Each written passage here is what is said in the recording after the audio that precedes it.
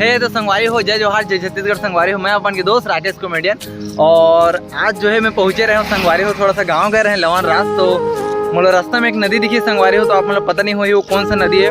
तो हमारे छत्तीसगढ़ के बहुत जन संगीत संगवारी हो भाई मैं बता दूँ कि संगवारी हो जो पाछू में आप नदी देखा था यह लीलागर नदी है। और अपन मोला ये बताओ वीडियो में कि संगवारी हो ये नदी के ऊपर ऐसे कौन सा पिक्चर है जेकर शूटिंग हो है।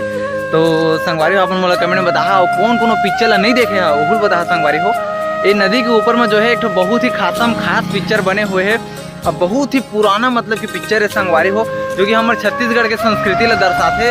पहले की छत्तीसगढ़ में बिजली नहीं रही से और वो टाइम जो है नदी रही से। तो संगवारी हो आप मन देखो मैं अपना दिखा देना चाहता हूँ ये नदी है। एक जो आओ वीडियो में अपना पीछे में से मतलब पीछे कैमरा से दिखा देता हूँ और अपन देखो।